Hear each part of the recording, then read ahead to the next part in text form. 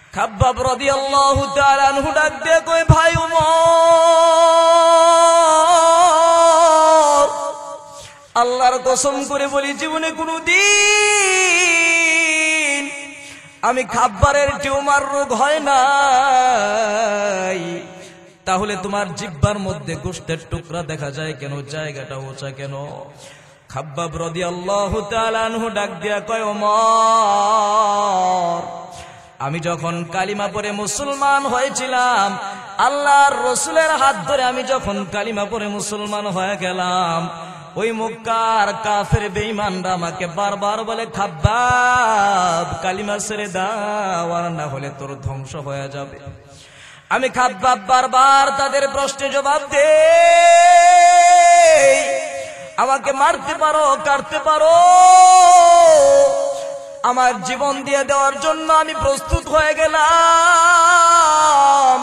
তারপরও আমি আমার ঈমান বিক্রি করব না। একটা পর্যায়ে কয়েকজন লোক ধরে খাব্বাবকে টেনে হিসড়ে বিশাল বড় একটা পাহাড়ের কিনারায় নিয়ে যায়। খাব্বাবরে পাহাড়ের কিনারায় নিয়ে বলে, খাব্বাব, এই দেখ তাকায়া জঙ্গলের পাহাড়ের বড় বড় কাঁটাযুক্ত গাছ দেখা যায়, ওই কাঁটাগুলো দিয়া তোর জিহ্বার মধ্যে পেরেক মেরে দিব। যদি বাঁচতে চাও, যদি নিজের জীবনকে বাঁচাইতে চাও, তাহলে ঈমানটা ছেড়ে দাও। এবার খাব্বাব রাদিয়াল্লাহু তাআলা আনহু বলে, ভাই, তোরা যদি আমাকে মারতে চাও, আমি আমার জীবন দিয়ে দেওয়ার জন্য রাজি, কিন্তু তারপরও আমি আমার ঈমান বিক্রি করতে পারবো না। কারণ আমার জীবন দুনিয়ার আসমান জমিন সমস্ত কিছুর চাইতে আমার ঈমানের দামটা আল্লাহর দরবারে অনেক বেশি। আমার জীবনের চাইতে আমার ঈমানের দাম আমার কাছে অনেক বেশি। এবার কাফের বেঈমানগুলো খাব্বাবকে জোর করে ধরে ওই পাহাড়ি কাঁটাযুক্ত গাছ থেকে একটা তাজা কাঁটা লইয়া খাব্বাবের জিহ্বার মধ্যে ডাবায় দিল। নাউজুবিল্লাহ বলেন। এবার খাব্বাবের জিহ্বা দিয়ে রক্ত বের হয়ে যায়। খাব্বাব ডাক দিয়া কয়, আমাকে যদি মেরেও ফেলো তারপর আমি ঈমান ছাড়ব না। খাব্বাব ওমর রাদিয়াল্লাহু তাআলা আনহুকে ডাক দিয়া বলে, ওমর, ওই কাফের বেঈমানগুলো আমি ঈমান ছেড়ে দেওয়ার জন্য আমার জিহ্বার মধ্যে পাহাড়ি কাঁটাযুক্ত গাছ থেকে কাঁটা দিয়া পেরেক মারছিল। ওই কাঁটা আমার জিহ্বায় ঢুকায় দেওয়ার কারণে আমার জিহ্বার গোশত অতিরিক্ত বেড়ে গেছে। আল্লাহু আকবার বলেন। এবার খাব্বাব রাদিয়াল্লাহু তাআলা আনহু জামাটা খুলে ওমর রাদিয়াল্লাহু তাআলা আনহুকে ডাক দিয়ে বলে, খলিফাতুল মুসলিমিন, ওমর, আপনি আমার পিঠের দিকে একটু নজর করে তাকান, আমার পিঠের দিকে একটু তাকায় দেখেন। ওমর রাদিয়াল্লাহু তাআলা আনহু খাব্বাবের পিছনে পিঠের দিকে তাকায় দেখে খাব্বাবের পিঠের চামড়াও নাই, গোশত নাই, তাজা একটা দেহর মধ্যে হাড্ডিগুলো বের হয়ে আছে, হাড্ডিগুলো দেখা যায় খাওদা খাওদা হয়ে আছে। পিঠটা সমান থাকার কথা, পিঠটা অস্থিস হয়ে আছে। ওমর ডাক দেয়া কয়, খাব্বাব, তোমার পিঠের মধ্যে কি বসন্ত রোগ হয়েছিল কিনা তোমার? খাব্বাব ডাক দেয়া কয়, ওমর, আল্লাহর কসম করে বলি জীবনে আমার কোনদিন বসন্ত রোগ হয় নাই। তাহলে তোমার পিঠের মধ্যে এমন চিহ্ন দেখা যায় কেন? খাব্বাব ডাক দিয়া কয়, আমি যখন রাসূলের হাত ধরে কালিমা পড়ে মুসলমান হয়ে গেলাম, ওই কাফের বেঈমানগুলো আমাকে বলে, কালিমা ছাড়, না হলে জীবন শেষ করে দিব। একটা পর্যায়ে আমি আমার রাসূলের পড়ানো কালিমার উপর অটল থাকতে গিয়ে আমার কাছ থেকে আল্লাহ ঈমানের পরীক্ষা নিয়েছে। ওই পরীক্ষার উপর অটল অবিচল থাকতে গিয়ে আমি যখন পরীক্ষার উপর অটল রইলাম, ওরা আমারে জ্বলন্ত কয়লার মধ্যে শোয়ায় দিয়ে আমার বুকের উপর পাথর চাপা দিয়েছে। জ্বলন্ত কয়লার উপর শোয়ার পর আমার পিঠের চামড়া গোশতগুলো জায়গা থেকে চলে গেছে, আমার হাড্ডিগুলো বের হয়ে গেছে। আমি কালিমা ছাড়ি নাই, এই জন্য আজকে আমার এই অবস্থা হয়েছে। ওমর, এবার খাব্বাব রাদিয়াল্লাহু তাআলা আনহুর আম্মা জান জিজ্ঞাসা করে, খাব্বাব, তোমাকে যখন তোমার জিহ্বার মধ্যে পেরেক মেরে দেওয়া হয়েছে, কাঁটা ঢুকায় দেওয়া হয়েছে, এত কষ্ট ভোগ করলি বাবা, কালিমা সাইরা তাদের কথা তখন তুই মেনে নিতি, কালিমাটা ছেড়ে দিতি। এত কষ্ট কেমনে তুই সহ্য করলি রে বাবা?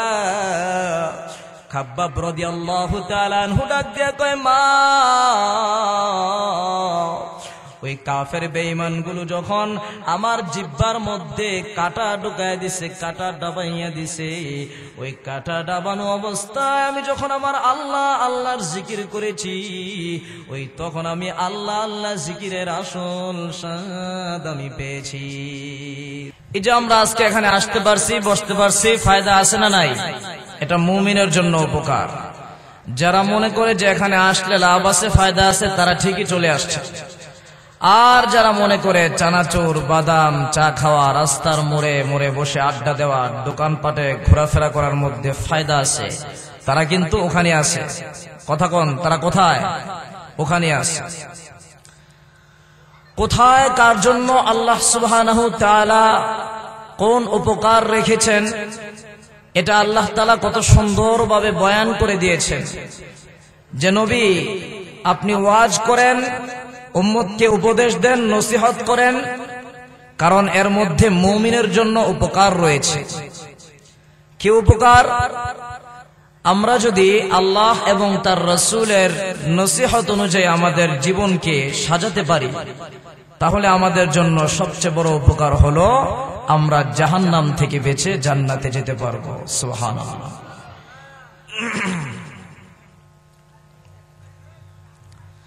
মানুষের জীবন পরিবর্তনের জন্য হাজার ওয়াজের দরকার নাই। একটা মাত্র কথা, একটা ওয়াজ, একটা নসিহত আবার আপনার জীবনের গতিপথ পাল্টে দিতে পারে। সামান্য একটু ওয়াজ, নসিহত আমার আপনার জিন্দেগির মোড় ঘুরায় দিতে পারে।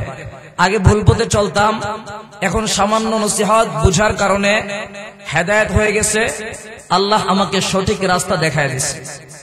এর জ্বলন্ত প্রমাণ আপনাদেরকে যদি বুঝাইতে চাই, তাহলে আমি আমার বয়ানের শুরুতে সামান্য একটা ছোট্ট ঘটনা আপনাদেরকে শোনাবো। মনোযোগ দিয়ে শুনবেন ইনশাআল্লাহ। আর জোরে বলেন ইনশাআল্লাহ। আব্দুল্লাহ ইবনে মুবারক রাহমাতুল্লাহি আলাইহি, ওনার ব্যাপারে ঘটনাটা বর্ণিত আছে।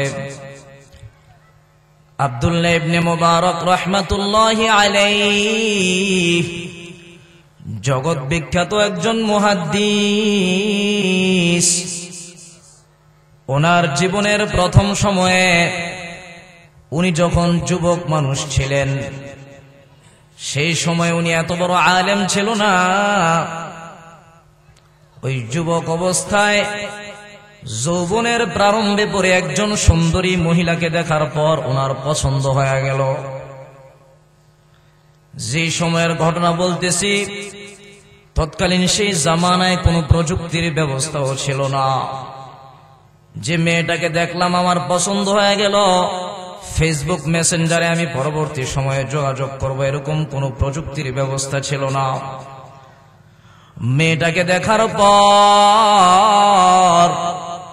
মেয়েটার পেছনে পেছনে আব্দুল্লাহ ইবনে মুবারক চলতেছে। বহুদূর যাওয়ার পর মেয়েটা পেছনের দিকে তাকায় দেখলো, সে মনে হয় আমাকে অনুসরণ করে করে হাঁটতেছে। মনে হয় আমাকে তার কাছে পছন্দ হয়ে গেছে, ভালো লেগে গেছে। সম্ভবত মহিলাটার পাশে কোনো লোক ছিল, এজন্য মহিলাটা আব্দুল্লাহ ইবনে মুবারককে ডাক দিয়া বলে, ভাই, আজকে যাও যাও, বাড়িতে ফিরে যাও, অমুক দিন অমুক জায়গায় অমুক সময় তুমি আসবা, তোমার সাথে দেখা হবে, সাক্ষাৎ হবে। এবার মন ভরা আনন্দ নিয়ে আব্দুল্লাহ ইবনে মুবারক বাড়িতে ফিরে যায়। বাড়িতে যাওয়ার পর সারাক্ষণ একটাই চিন্তা, একটাই টেনশন, একটাই পেরেশান। আবার কখন আমার সেই পছন্দের মানুষটার সাথে আরেকবার আমার সাক্ষাৎ হবে। যেই দিন বিকালবেলা যেই জায়গায় দেখা হওয়ার কথা, ওই দিন বিকাল হওয়ার আগে দুপুরবেলা আব্দুল্লাহ ইবনে মুবারক ওই জায়গায় গিয়ে হাজির হয়ে গেল। মেয়েটার জন্য দাঁড়িয়ে দাঁড়িয়ে অপেক্ষা করতেছে, আর মনে মনে চিন্তা করে আমার সেই পছন্দের মানুষটা আবার কখন আসবে, আমি আমার মনের কথাগুলো উজাড় করে বলবো, তার কথাগুলো শুনবো। আব্দুল্লাহ ইবনে মুবারক সুন্দরী মেয়েটার জন্য অপেক্ষমান, অপেক্ষা করতেছে আবার কখন সেই সুন্দরী মেয়েটা আসবে, তার সাথে আমার মনের কথাগুলো বলবো, আত্মার তৃপ্তি লাভ করব। অপেক্ষা করতে করতে দুপুর গড়িয়ে বিকাল, বিকাল গড়িয়ে সন্ধ্যা, আসার নামে কোনো খবর নাই। তারপর আব্দুল্লাহ ইবনে মুবারক জায়গা ত্যাগ করলেন না, নিজেকে মনে মনে সান্ত্বনা দেয়, দেখি আর একটু অপেক্ষা করে মেয়েটা আসে কিনা, কারণ মেয়েটা তো আমার সাথে ওয়াদাবদ্ধ হয়েছে। একটু অপেক্ষা করে দেখি মেয়েটা আমার সাথে সাক্ষাৎ করার জন্য আসে কিনা। অপেক্ষা করতে করতে সারা রাত পার হয়ে যায়, রাতের আধার কাটিয়া দিনের আলো উঠে গেল। আব্দুল্লাহ ইবনে মুবারক নিজেও বুঝতে পারে না। এখন আপনারা আমাকে প্রশ্ন করবেন, হুজুর, একটা মানুষ একটা জায়গায় দাঁড়াইয়া সারা রাত কাটায় দিবে, সারা রাত পার করে দিবে, এটা কিভাবে সম্ভব? আমি বলবো অবশ্যই সম্ভব, অবশ্যই সম্ভব, অবশ্যই সম্ভব। কারণ বর্তমান সময়ে আমাদের কলিজার টুকরা যুব সমাজ, একজন যুবকের হাতে যদি একটা টাচ মোবাইল উঠাইয়া দেওয়া হয়, ডিসকানেক্ট হয় না, এরকম একটা ওয়াইফাই লাইন যদি তারে কানেক্ট করে দেওয়া হয়, অ্যাক্টিভ করে দেওয়া হয়, আল্লাহর বান্দা যুবক যখন ফেসবুক, ইউটিউব, টুইটারের জগতে ঢুকে যায়, কখন ঘন্টার পর ঘন্টা পার হয়ে গেল, আল্লাহর বান্দা যুবক কোনো টের পায় না, ঠিক কিনা? আমরা তো খবরে দেখেছি টানা 48 ঘন্টা 50 ঘন্টা পাবজি খেলতেছে। পাবজি খেলতে খেলতে যুবক এমন এক জগতে চলে গেছে, কোথায় চলে গেছে, কোন জগতে হারায় গেছে যুবক নিজেও জানে না। জোরে বলেন ঠিক কিনা? আব্দুল্লাহ ইবনে মুবারকের অবস্থাটা এমন, যুবক মানুষ যৌবনের প্রারম্ভে একটা মহিলার জন্য অপেক্ষা করতে করতে সারা রাত কাটায় দিল। তারপর ওই জায়গায় মেয়েটার জন্য দাঁড়ায় দাঁড়ায় অপেক্ষা করতেছে। সকালবেলা আব্দুল্লাহ ইবনে মুবারকের এলাকার একজন মানুষ ওই রাস্তা দিয়া হাইটা যায়, তাকায় দেখে আব্দুল্লাহ ইবনে মুবারক দাঁড়াইয়া দাঁড়াইয়া কার জন্য জানি অপেক্ষা করতেছে। ডাক দিয়া বলে, আব্দুল্লাহ, এত সাত সকালবেলা কার জন্য দাঁড়াইয়া দাঁড়াইয়া অপেক্ষা করছো? আব্দুল্লাহ ইবনে মুবারক কেমন জানি আগন্ত লোকের কথা শোনার পর তার হুঁশটা ফিরে এলো। এবার আব্দুল্লাহ ইবনে মুবারক ডাক দিয়া কয়, ভাই, আমি তো আজকে সকালবেলা এখানে আসি নাই, আমি গতকাল দুপুর থেকে একজন মানুষের জন্য এখানে দাঁড়াইয়া দাঁড়াইয়া অপেক্ষা করতেছি, ওই মানুষটা আসে নাই, আমি আব্দুল্লাহ রে ধোঁকা দিয়েছে। এবার আগন্ত লোকটা আব্দুল্লাহ ইবনে মুবারককে ডাক দিয়ে বলে, আব্দুল্লাহ, তুমি তো দুনিয়ার একজন মানুষের জন্য অপেক্ষা করতে করতে সারা রাত কাটায় দিলা, যে মানুষটার জন্য অপেক্ষা করতে করতে সারা রাত পার করে দিলা, সারা রাত কাটায় দিলা, ওই মানুষটা তোমারে কোনো মূল্যায়ন করলো না। এমন একটা রাত্র যদি তুমি আমার মাওলার জন্য কাটায় দিতা, আমার মাওলা তোমার আপন বন্ধু বানায় নিত। সুবহানাল্লাহ। একটা মাত্র কথা, সামান্য একটা নসিহত আব্দুল্লাহ ইবনে মুবারকের কর্ণকুহর দিয়ে হৃদয়ের একেবারে গহীন করে পৌঁছে গেল। আব্দুল্লাহ ইবনে মুবারকের জীবনের গতিপথ পাল্টে গেল। এখন আব্দুল্লাহ ইবনে মুবারক আল্লাহর কাছ থেকে হেদায়েত পেয়ে গেল। এবার আব্দুল্লাহ ইবনে মুবারক আল্লাহর জন্য ইলম অর্জন করেছে। আমার আল্লাহ আব্দুল্লাহ ইবনে মুবারককে এমন ভাবে কবুল করেছে, এই দুনিয়ার জমিন যতদিন থাকবে, হাদিসের কিতাবগুলো যতদিন পৃথিবীর জমিনে থাকবে, আব্দুল্লাহ ইবনে মুবারক রাহমাতুল্লাহি আলাইহির নাম হাদিসের পাতায় পাতায় পাওয়া যাবে। সুবহানাল্লাহ। এজন্য ভাইয়েরা আমার, কোন কথা, কোন ওয়াজ, কোন নসিহত আমার আপনার জীবনের গতিপথ পাল্টে দিবে, এটা আমার আপনার জানা নাই। কথা কোন ঠিক কিনা? এখন যদি কেউ আশা ছাইড়ে দিয়ে ঘরে বসে বসে বলে যে চরমনায় গেছিলাম, দাড়ি রাখতে পারি নাই, টঙ্গীর ইজতেমায় গেছিলাম, সিগারেট খাওয়া ছাড়তে পারি নাই, উজানির ময়দানে গিয়েছিলাম, ভালো হতে পারি নাই, চেঙ্গাকান্দি পশ্চিমপাড়া মাহফিলে গেলে আর কি হবে, এই কথা বলে উদাসীন হয়ে বসে থাকা যাবে? আশা ছাড়া যাবে? আশা ছাড়া যাবে না। কারণ আরবিতে একটা প্রবাদ আছে, আল ঈমানু বাইনাল খাউফি ওয়ার রাজা, আশা এবং ভয় উভয়টার মাঝেই হলো ঈমান। জোরে বলেন আল্লাহু আকবার। এজন্য আল্লাহর ব্যাপারে সর্বোচ্চ আশাও রাখতে হবে, সর্বোচ্চ ভয়ও রাখতে হবে। কি বলেন ঠিক কিনা? খলিফাতুল মুসলিমিন হযরত ওমর ফারুক রাদিয়াল্লাহু তাআলা আনহু, উনি ওনার নিজের আশার ব্যাপারে বলতেন, নিজের ভয়ের ব্যাপারেও বলতেন।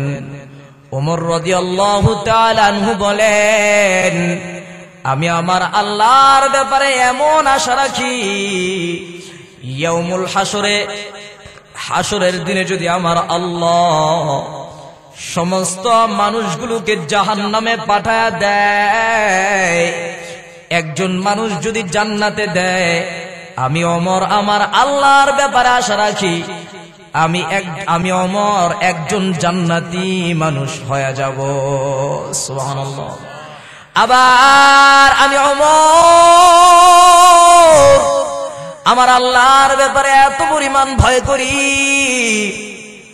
হাসরের দিনে আমার আল্লাহ যদি সমস্ত মানুষগুলোকে জান্নাতে পাঠায় দেয়, একজন মানুষ যদি জাহান্নামে পাঠায় দেয়, আমি ওমর ভয় করি না জানি একজন জাহান্নামী মানুষ হয়ে যাই আমি ওমর। আল্লাহু আকবার বলেন। কি পরিমাণ ভয় করতেন যে আল্লাহ যদি সমস্ত মানুষগুলোকে জান্নাতে পাঠায় দেয়, একটা মাত্র মানুষকে যদি জাহান্নামে দেয়, আমি ওমর ভয় করি না জানি একজন জাহান্নামী মানুষ হয়ে যায় আমি ওমর। কি পরিমাণ ভয় করতেন আল্লাহকে। এজন্য আল্লাহর ব্যাপারে আবচ্চ রাখতে হবে। আশা এবং ভয়ের স্কেল যখন সমান হয়ে যাবে, তখন বান্দার জীবনের গতিপথ পাল্টে যাবে, বান্দার জীবন সুন্দর হতে থাকবে। আমরা আল্লাহর ব্যাপারে আশা এবং ভয় সর্বোচ্চ রাখবো। আল্লাহ আপনি তৌফিক দান করেন, পড়েন আমিন। ভাইরা আমার, আল্লাহ পাক রব্বুল আলামিন মদিনাওয়ালা নবীকে আদেশ করেছেন, নবী আপনি ওয়াজ করেন, নসিহত করেন, উপদেশ দেন। মদিনার নবী হাদিসের পাতায় পাতায় ওয়াজ করেছেন, নসিহত করেছেন, উপদেশ দিয়েছেন।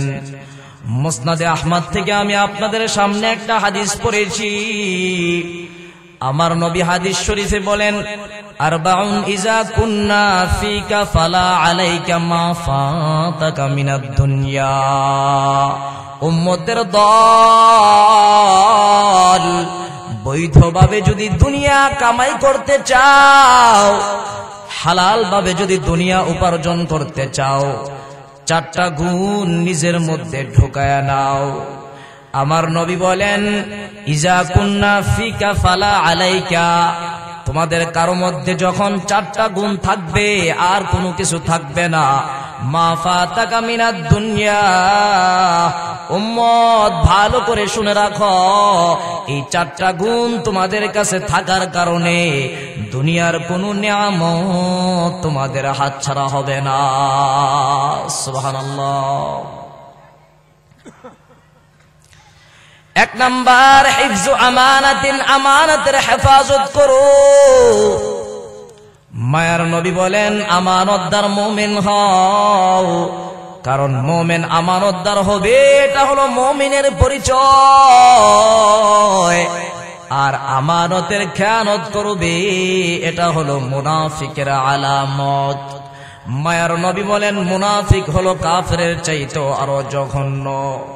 মুনাফিক এত ভয়ঙ্কর,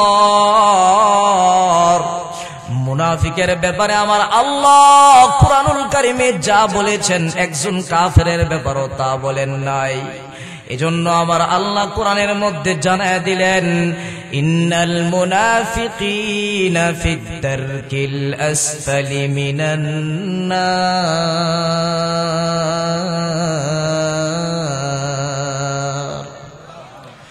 আল্লাহু আকবারের আওয়াজ হয় না, আরো জোরে পড়েন আল্লাহু আকবার। ভাইয়েরা আমার, আল্লাহ তাআলা কুরআনুল কারীমের মধ্যে জানায় দেন নিশ্চয়ই মুনাফিকের স্থান হবে জাহান্নামের একেবারে তলদেশে। ওয়ালান তাজিদা লাহুম নাসীরা, সেদিন মুনাফিকের জন্য কোনো সাহায্যকারী থাকবে না। আল্লাহ বলেছেন নবী আপনি বয়ান করেন, নবী আপনি ওয়াজ করেন, উপদেশ দেন, নসিহত করেন। আমার নবী হাদিসের পাতায় পাতায় বয়ান করেছে। নবী বলেন উম্মতের দল,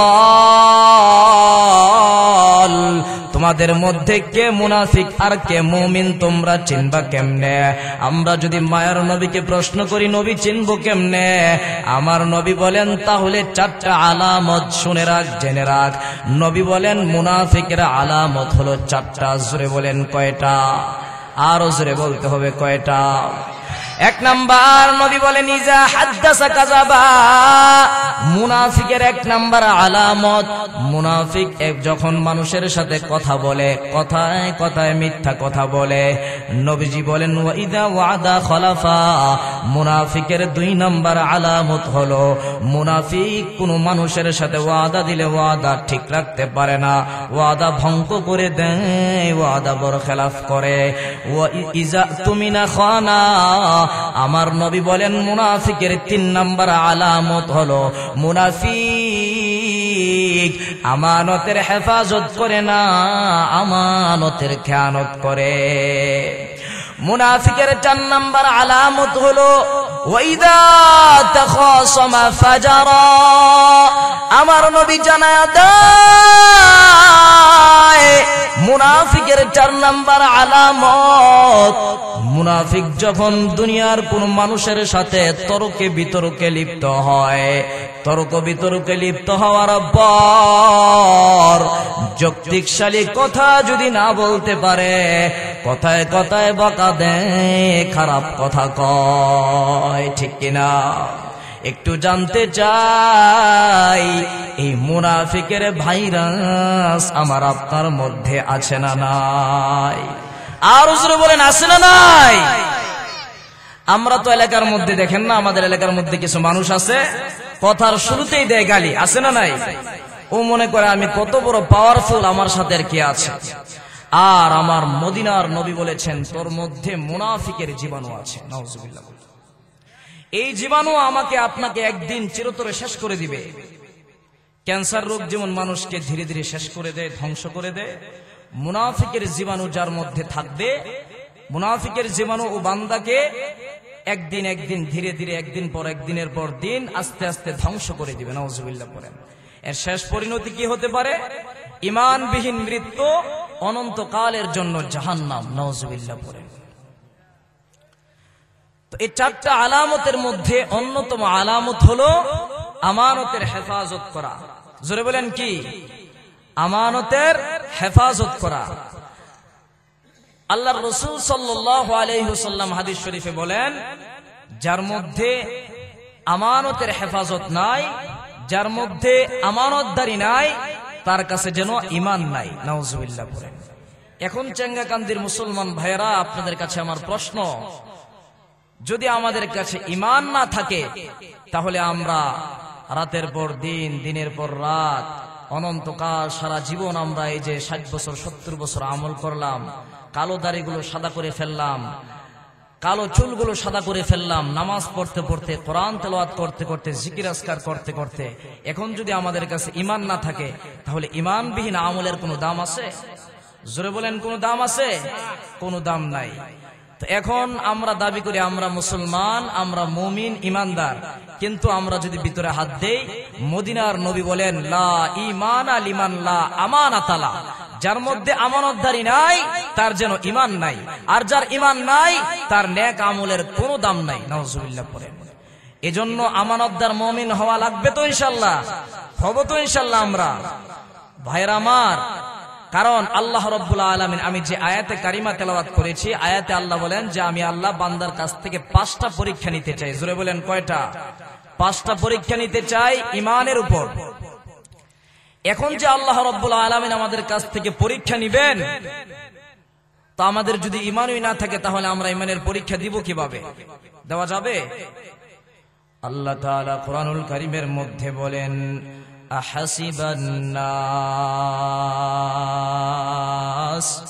আইয়ুতরাকু আইয়াকুলু আমান্না ওয়া হুম লা ইফতানুন। আল্লাহু আকবার বলেন। আল্লাহ পাক রব্বুল আলামিন বলেন, মানুষ কি ধারণা করে নাকি, মানুষ কি এটা মনে করে নাকি যে তারা নিজেকে মুমিন বলে পরিচয় দিবে, মুমিন বলে দাবি করবে, আর আমি আল্লাহ ঈমানের পরীক্ষা নেওয়া ব্যতীত বান্দাকে ছেড়ে দিব? মানুষ কি এটা মনে করে নাকি? তাহলে আল্লাহ তাআলার আয়াত থেকে বোঝা যায়, কোন বান্দা যদি নিজেকে মুমিন বলে দাবি করে, অবশ্যই অবশ্যই আমার আল্লাহ ওই বান্দার কাছ থেকে ঈমানের পরীক্ষা নিবে। আমার আল্লাহ আমার আপনার উপর কত মেহেরবান, আমার আল্লাহ আমার আপনার উপর কত দয়ালু, কত মেহেরবান। যে বিষয় আমার আপনার কাছ থেকে পরীক্ষা নিবে, ওই বিষয়ের ঘোষণা আমার আল্লাহ আগে জানায় দিছে কোরআনের মধ্যে। আল্লাহু আকবার বলেন। কারণ একটা মেধাবী স্টুডেন্ট, একটা ভালো ছাত্র, সে যত বড় ভালো ছাত্র হোক না কেন, ওরে যদি পরীক্ষার আগে পূর্ব প্রস্তুতি নেওয়ার জন্য ঘোষণা না দেওয়া হয়, ওই বান্দা যত বড় মেধাবী ভালো ছাত্র হোক না কেন, পরীক্ষার মধ্যে ফলাফল বড় খারাপ হবে। ঠিক কিনা? কেমন যেন আল্লাহ পাক রব্বুল আলামিন আমাকে আপনাকে কোরআনের কারিমের মধ্যে প্রশ্নগুলো দাগায় দিলেন। আল্লাহ তাআলা বলেন, বান্দা এই যে নাও, আমি আল্লাহ তোমাদেরকে প্রশ্নগুলো কোরআনের মধ্যে দাগায় দিলাম। এই প্রশ্নগুলোর উপর, দাগানো প্রশ্নগুলোর উপর যদি তোমরা মেহনত করো, অটল অবিচল থাকো, তাহলে যে বান্দা যত বেশি অটল অবিচল থাকবে প্রশ্নগুলোর উপর, আখিরাতে ওই বান্দার ফলাফল তত ভালো হবে। সুবহানাল্লাহ। কি পরীক্ষা নিবে আল্লাহ তাআলা কোরআনুল কারীমের মধ্যে জানায়া দেন, ওয়ালানাবলুওয়ান্নাকুম, দুইটা তাগিদ যুক্ত করে আল্লাহ তাআলা বলেন, অবশ্যই অবশ্যই আমি আমার বান্দার কাছ থেকে ঈমানের পরীক্ষা নিতে চাই। কয়টা পরীক্ষা? জোরে বলেন, আরো জোরে বলতে হবে, কয়টা? 1 নাম্বার পরীক্ষা হলো বিষয় মিনাল খাউফ, আমি আমার বান্দাকে ভয় ভীতির সম্মুখীন করে ঈমানের পরীক্ষা নিতে চাই। 2 নাম্বার পরীক্ষা হলো ওয়াল জু, আমি আমার বান্দাকে ক্ষুধা, দারিদ্রতা, অভাব, অনটনের মধ্যে ফালাইয়া ঈমানের পরীক্ষা নিতে চাই। 3 নাম্বার পরীক্ষা হলো ওয়া নাকসিম মিনাল আমওয়াল, আমি আমার বান্দার মালের লসের মাধ্যমে, মালের ক্ষতির মাধ্যমে, ব্যবসার লসের মাধ্যমে ইমানের পরীক্ষা নিতে চাই।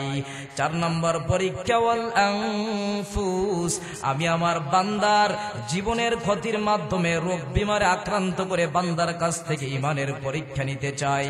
5 নম্বর ওয়াস সামারাত, আমি আমার বান্দার ফল ফসলাদির লসের মাধ্যমে, ক্ষতির মাধ্যমে ইমানের পরীক্ষা নিতে চাই। আল্লাহু আকবার বলেন। পরীক্ষা কয়টা? আরো জোরে বলেন কয়টা? একটা হলো ভয়ভীতির সম্মুখীন করে ইমানের পরীক্ষা নিবে।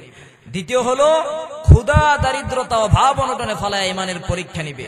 3 নম্বর হলো মালের লসের মাধ্যমে ইমানের পরীক্ষা নিবে। 4 নম্বর হলো জীবনের ক্ষতির মাধ্যমে ইমানের পরীক্ষা নিবে। 5 নম্বর হলো ফল ফসলাদির লসের মাধ্যমে ইমানের পরীক্ষা নিতে চায় কে?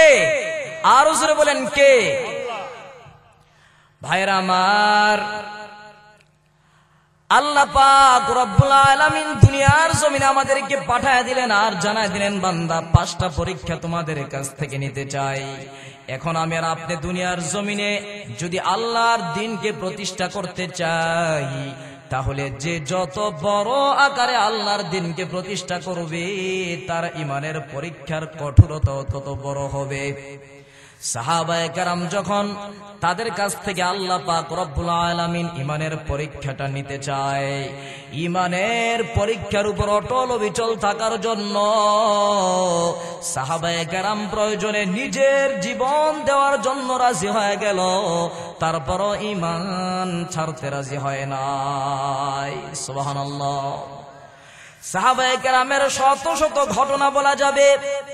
হযরত খাব্বাব রাদিয়াল্লাহু তাআলা আনহু একদিন খলিফাতুল মুসলিমিন হযরত ওমর রাদিয়াল্লাহু তাআলা আনহুর সাথে সামনাসামনি দাঁড়াইয়া কথা বলতেছে।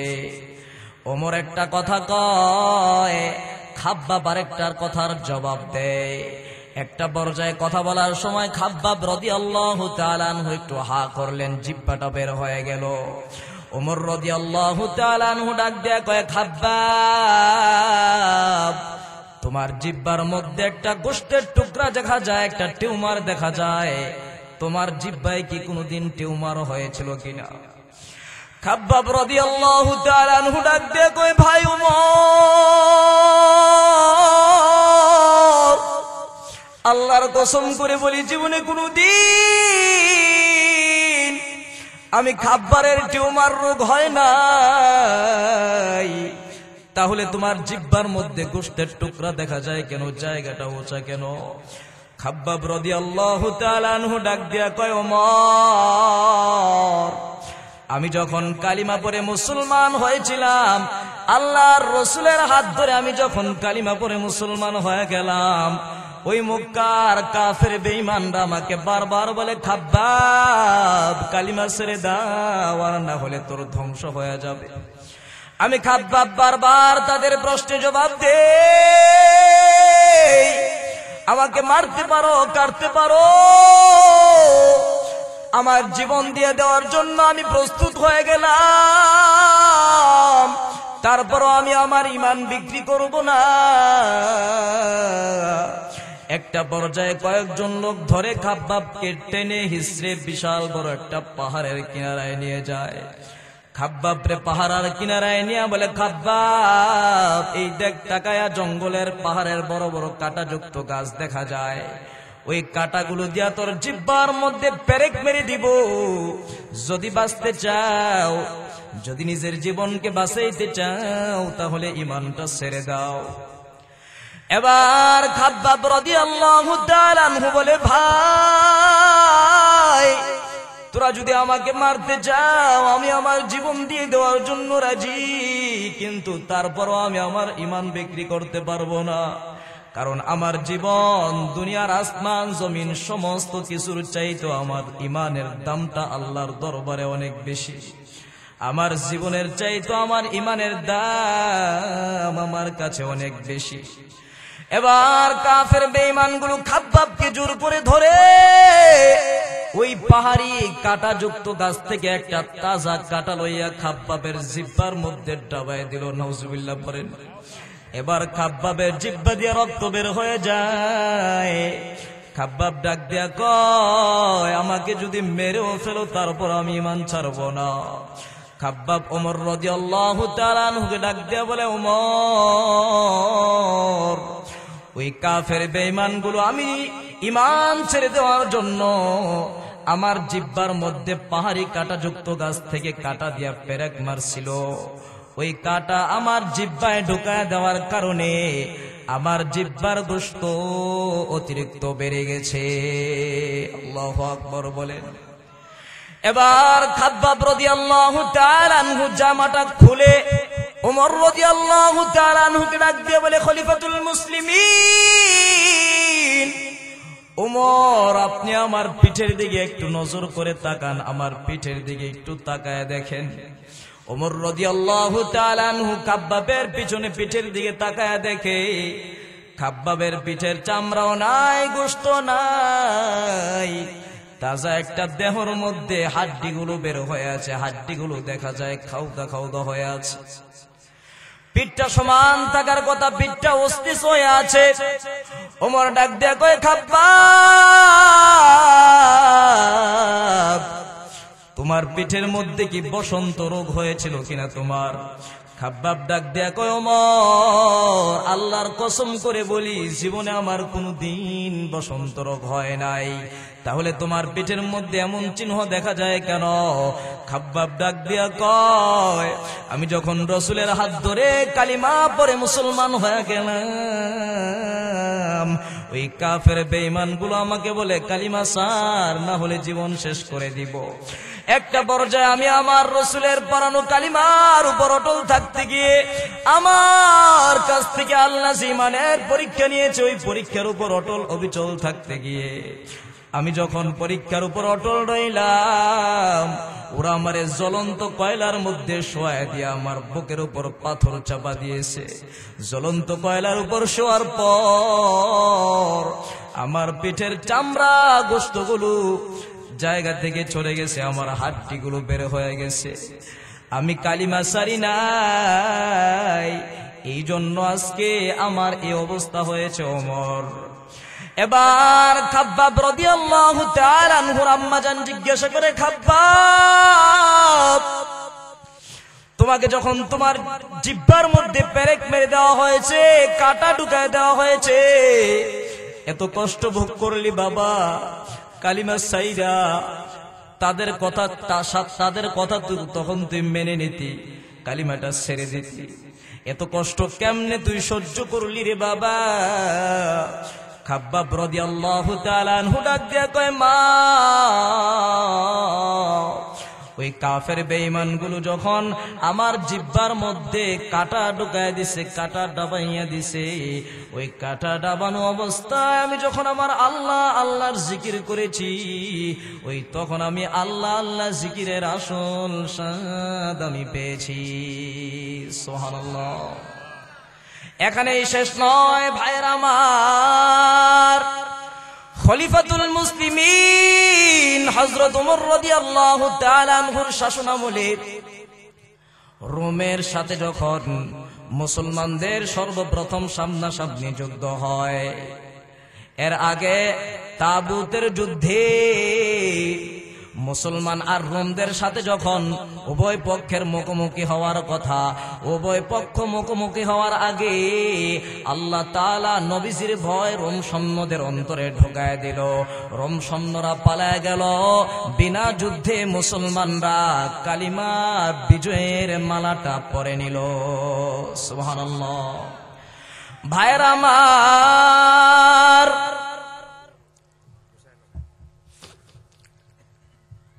এবার রোমের বাদশাহ মুসলমানদের শক্তির খবর পেয়ে গেল।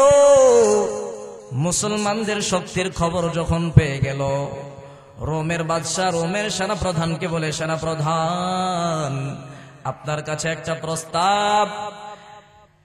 একটা প্রস্তাব, যুদ্ধের ফলাফল যা হয় হোক, মুসলমানদের একটা দল জীবিত ধরে আমার দরবারে নিয়ে আসবেন।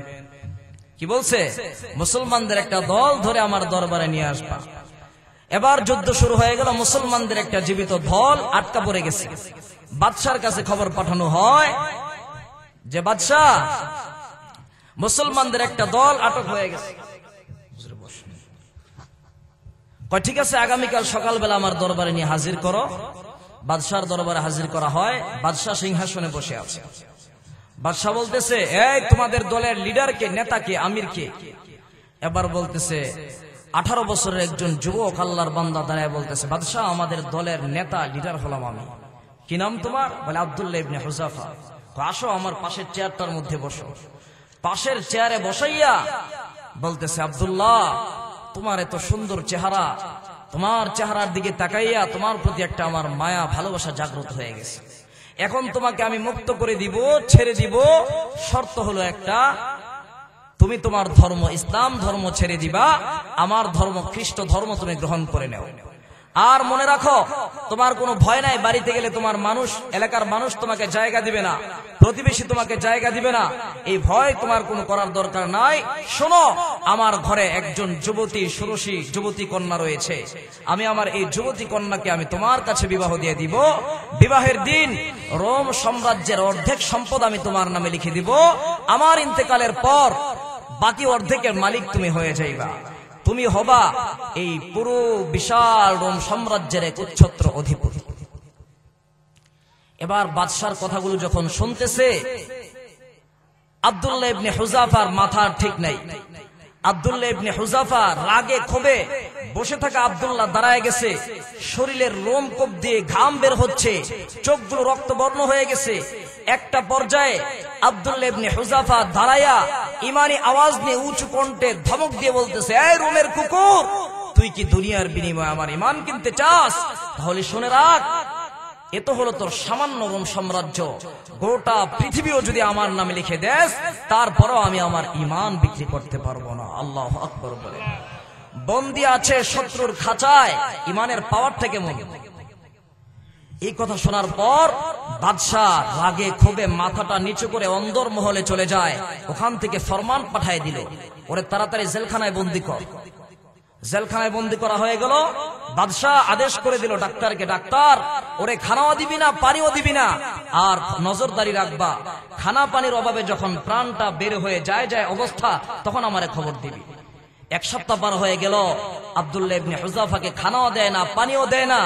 বাহির থেকে বাদশাহ ডাক্তার নজর করে দেখে মরা লাশের মতো পড়ে আছে। বাহির থেকে বুঝার কোনো উপায় নাই লোকটা কি জীবিত না মারা গেছে। ভিতরে গিয়ে দেখে খানা পানির অভাবে খাদ্যনালী শুকিয়ে গেছে। এখন যদি খানা পানি না দেওয়া হয়, যে কোনো সময় প্রাণটা বের হয়ে যেতে পারে। বাদশার কাছে গিয়ে খবর দেওয়া হয়, বাদশাহ এই অবস্থা। এবার বাদশাহ বলল, ঠিক আছে যাও, তার জন্য খাবার নিয়ে যাও। খাবার নিবা শুকরের গোস্ত, আর পানি নিয়ে যাইবা মদ মিশানো পানি, আর তারা এটা জানায় দিবা। ডাক্তার জেলখানার ভিতরে খাবার নিয়ে যায়, বলে আব্দুল্লাহ বাদশাহ তোমার জন্য খাবার পাঠাইছে। খাবার হলো শুকরের গোস্ত, পানি হলো মদ মিশানো পানি। জীবনটা যদি বাঁচাইতে চাও তাহলে তাড়াতাড়ি খেয়ে নাও। যে আব্দুল্লাহ খানা পানির অভাবে 1 সপ্তাহ পর্যন্ত দুর্বল অবস্থায় মরা লাশের মতো পড়ে আছে, যারা পরিমাণ শক্তি নাই, এই হারাম খাবারের কথা শোনার পরে শুয়ে থাকা আব্দুল্লাহ সাথে সাথে লাফদা দাঁড়ায় গেছে। আল্লাহু আকবার বলেন। দাঁড়ায় বলতেছে, ডাক্তার ধমক দিয়ে বলতেছে, যাও যাও বাদশার খাবার বাদশার কাছে রিটার্ন নিয়ে যাও, আর জানায় দাও যে আব্দুল্লাহ মরতে পারে, তারপরও হারাম খাওয়ার জন্য রাজি না। আল্লাহু আকবার বলেন। বাদশাহ তো এই কথা শোনার পর রাগে ক্ষোভে বাদশার অবস্থা আরো ভয়ঙ্কর। বাদশাহ বলতেছে, ঠিক আছে জল্লাদকে ডাকো। জল্লাদকে বলে দাও আগামীকাল সকালবেলা বড় ডেক্সির মধ্যে, বড় পাতিলের মধ্যে তেল গরম করার জন্য। বাদশার অর্ডার, বড় ডেক্সির মধ্যে পাতিলের মধ্যে তেল গরম করা হয়েছে। বলে আব্দুল্লাহ ইবনে হুযাফাকে এখানে হাজির করো। নিয়ে আসা হয়েছে। এবার এক পাশে টকবকে ফুটন্ত তেল, আরেক পাশে আব্দুল্লাহ ইবনে হুযাফা দাঁড়িয়ে আছে। বাদশাহ বলতেছে, দেখছো এই হলো ফুটন্ত তেল, ইমান ছেড়ে দাও, বাদশার কথা মেনে নাও, আর না হয় এই তেল হবে তোমার শেষ ঠিকানা। আব্দুল্লাহ ইবনে হুযাফার কথা একটাই যে বাদশাহ আমি মরতে পারি, আমার জীবন দিয়ে দিতে পারি, তারপর ইমান বিক্রি করতে পারবো না। বাদশাহ বলে, জল্লাদ কোথায়? যাও যাও জেলখানা থেকে একজন জীবিত মুসলিম কয়েদিকে ধরে নিয়ে আসো। নিয়ে আসা হলো। বলে ফুটন্ত তেলের মধ্যে ছেড়ে দাও। ছেড়ে দেওয়া হলো। আব্দুল্লাহ ইবনে হুযাফা তাকায় তাকায় দেখতেছে, সাথে সাথে আল্লাহর বান্দা যুবক কিমা বাজার মতো হয়ে গেছে, শরীর থেকে মাংসগুলো হাড্ডি মাংস আলাদা হয়ে গেছে। আল্লাহর বান্দা যুবক শাহাদাতের অমীয় সুধা পান করেছে। সুবহানাল্লাহ পড়েন। বাদশা বলতেছে, আব্দুল্লাহ দেখেছো তোমার সামনে কি করলাম, তাড়াতাড়ি কালিমা ছেড়ে দাও, আমি বাদশার কথা মেনে নাও, আর না হলে অচিরেই তোমার অবস্থাটাও এমন হবে। আব্দুল্লাহর কথা একটাই, মরতে পারি, জীবন দিয়ে দিতে পারি, ঈমান ছাড়তে আমি রাজি নাই। এবার বাদশা আদেশ করলো, দুজনে ধরে বড় ডেক্সির মধ্যে ফুটন্ত তেলের মধ্যে আব্দুল্লাহকেও ছেড়ে দাও। দুইজন যুবক ধরে আব্দুল্লাহ ইবনে হুযাফাকে ফুটন্ত তেলের দিকে নিয়ে যায়। আব্দুল্লাহ এতক্ষণ স্বাভাবিক অবস্থায় ছিল, এখন সে কান্না করতেছে, চোখ দিয়ে বেয়ে বেয়ে পানি পড়তেছে। বাদশা মনে করতেছে সে মরার ভয়ে কান্না করতেছে। বলেন তো দেখি, সব কান্না কি কষ্টের কান্না নাকি হাসির কান্নাও আছে? এবার বাদশা একটা সুযোগ পাইছে, বাদশা ডাক দিয়ে বলতেছে, এই কাপুরুষের মতো কেন কান্না করতেছো? বারবার তোমাকে আমি বলেছি ঈমান ছেড়ে দাও, আমি বাদশার কথা মেনে নাও, এখন মরার ভয়ে কেন কান্না করতেছো? আব্দুল্লাহ ইবনে হুযাফা ডাক দিয়ে কয়, বাদশা আমি তো মরণের ভয়ে কান্না করি না, আমি এই জন্য কান্না করতেছি, আমাকে তো আল্লাহ তাআলা একটা জীবন দান করেছে, একটা জীবন আমি আল্লাহর রাস্তায় একবার কুরবান করতে পারবো, একটা জীবন আমি আল্লাহর রাস্তায় একবার দিতে পারবো। আমার তো মন চায় আল্লাহ যদি আমাকে এই মুহূর্তে শত শত জীবন দান করত, আর শত শত জীবন আমি আল্লাহর রাস্তায় কুরবান করে দিতাম। সুবহানাল্লাহ। বাদশা তো আহলে কিতাব বিশ্বাসী। বাদশা কয়, বাবা রে বাবা, কামবা কিছু অবস্থাটা কি দেখছো? এত ভয়ঙ্কর পরিস্থিতির সম্মুখীন হওয়ার পরও বলে যে আমি আমার জীবন ছেড়ে দিব, জীবন দিয়ে দিব, তারপরে ঈমান ছাড়বো না। বাদশা এখন চিন্তা করে মনে মনে, সে যদি জীবন দিয়ে দেয়, আমি যদি ফুটন্ত তেলের মধ্যে তাকে ছেড়ে দেই, সে হয়তো বা মরে যাবে, কিন্তু তার মিশন কিন্তু সাকসেস হয়ে যাবে। জোরে বলেন ঠিক কিনা? সে মরে যাবে, আমি বাদশা তার কাছে পরাজয় বরণ করব, সে আমার কাছে পরাজয় বরণ করবে না। এবার বাদশা বলতেছে, আব্দুল্লাহ তোমাকে আমি মুক্ত করে দিব, ছেড়ে দিব, একটা মাত্র কথা আমার মানো। কি কথা? আরবের রীতি অনুযায়ী আমার কপালের মধ্যে একটা চুম্বন খাও, যদি চুম্বন খাও তাহলে আমি তোমাকে মুক্ত করে দিব। আব্দুল্লাহ বলে, আচ্ছা ঠিক আছে, আমি একটা চুম্বন খাবো, তবে শর্ত আছে। কি শর্ত? আপনার জেলখানার মধ্যে যত মুসলিম কয়েদি রয়েছে সবাইকে আপনি মুক্ত করে দিবেন, ছেড়ে দিবেন, তাদের প্রাণের বিনিময়ে, জীবনের বিনিময়ে আমি একটা চুম্বন খাবো, আমার জীবনের বিনিময়ে না। আল্লাহু আকবার বলেন।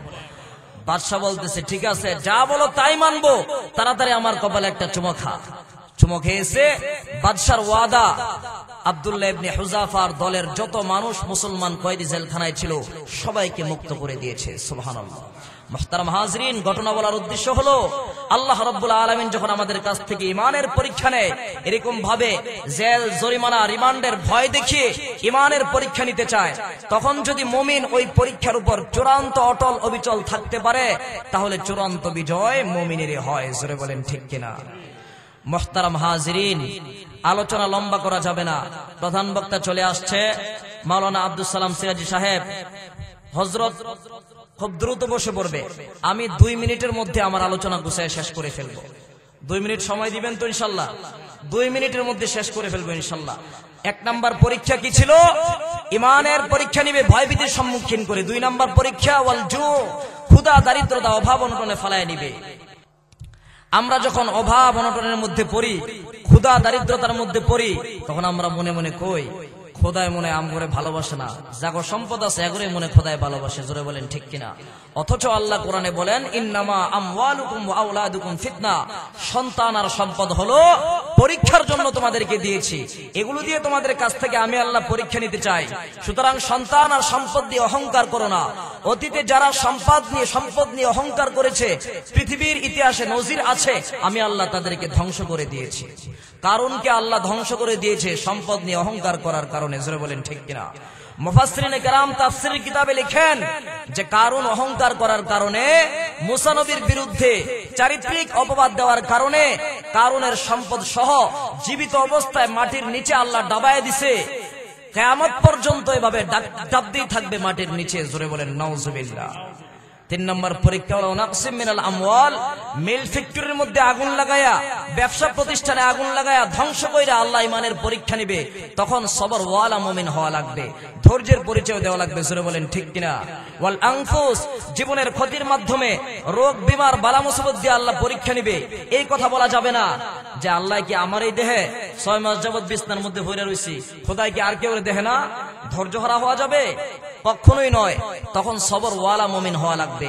ওয়াসসামারাত, ফল ফসলাদির লসের মাধ্যমে আল্লাহ ইমানের পরীক্ষা নিবে। আল্লাহ রাব্বুল আলামিন বলেন, বান্দা আমি যখন তোমাদের কাছ থেকে 5টা পরীক্ষা নিব, তখন তোমরা ধৈর্য ধারণ করো। দুনিয়ার মানুষের কাছে সাহায্য না চায়া, সহযোগিতা না চায়া, আমি আল্লাহর কাছে সহযোগিতা চাও। কিভাবে চাইবা? আল্লাহ বলেন, ইয়া আইয়ুহাল্লাযীনা আমানুস্তাঈনু, হে ঈমানদার বান্দা বান্দিরা, তখন আমি আল্লাহর কাছে সাহায্য চাও। বিসসবরি ওয়াস সালাহ, ধৈর্য এবং সালাতের মাধ্যমে। আর কোরআনের মধ্যে আল্লাহ জানায় দেন, ওয়াবাশশিরিস সাবিরিন, নবী আপনিও সমস্ত মানুষগুলোকে সুসংবাদ জানায় দেন, আল্লাযীনা ইযা আসাবাতহুম মুসিবা ক্বালু ইন্না লিল্লাহি ওয়া ইন্না ইলাইহি রাজিউন। এই সমস্ত বিপদ আপদের সম্মুখীন হয়ে যারা বলবে ইন্না লিল্লাহি ওয়া ইন্না ইলাইহি রাজিউন, আর আমাদের নবী আমাদেরকে একটা দোয়া শিখিয়ে দিবেন, আল্লাহুম্মা হজুরনি ফি মুসিবাতি ওয়া আখলিফ লি খায়রাম মিনহা। নবী বলেন, ছোট হোক বড় হোক, যে কোনো মুসিবতের সম্মুখীন বান্দা হবে, বান্দা যখন মুসিবতের সম্মুখীন হয়ে পড়বে, আল্লাহুম্মা হজুরনি ফি মুসিবাতি ওয়া আখলিফ লি খায়রাম মিনহা, তখন বিপদ আপদ বালা মুসিবতের দ্বারা বান্দার যতটুকু ক্ষতি হয়েছে তার থেকে উত্তমটা আমি আল্লাহ বান্দাকে দান করে দেব। সুবহানাল্লাহ। এজন্য ভাইরা আমার, আমরা যখনই কোনো বালা মুসিবতের সম্মুখীন হব, বাবা মারা গেছে, স্ত্রী মারা গেছে, কারেন্ট গেছে গা, আগুন লেগে গেছে, সন্তান অ্যাক্সিডেন্ট হয়েছে, গাড়ির নিচে পড়ে গেছি, সাথে সাথে বলবো ইন্না লিল্লাহি ওয়া ইন্না ইলাইহি রাজিউন, আল্লাহুম্মা হজুরনি ফি মুসিবাতি ওয়া আখলিফ লি খায়রাম মিনহা। তাহলে এই বিপদ আপদ বালা মুসিবতের মাধ্যমে আমাদের যে পরিমাণ ক্ষতি হয়েছে তার থেকে উত্তমটা দিয়ে আমাদেরকে খুশি করবেন আল্লাহ। জোরে বলেন সুবহানাল্লাহ।